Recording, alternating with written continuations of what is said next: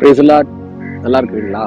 நாள்ல கூட பாருங்க, லூக்கா 6ஆம் அதிகாரத்துல 27ஆம் வசனம், எனக்கு செவி கொடுக்கிற உங்களுக்கு நான் சொல்லுகிறேன், உங்கள் சத்துருக்களை சிநேகியுங்கள், உங்களை பகைக்கிறவர்களுக்கு நன்மை செய்யுங்கள்.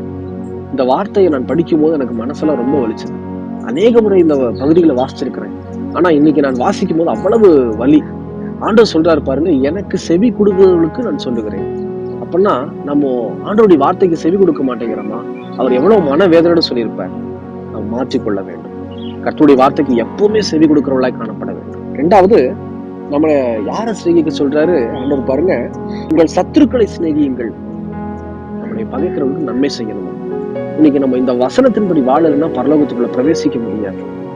நம்மை மாற்றிக்கொள்ளணும். இயேசுடைய வருகை ரொம்ப சமீபம்.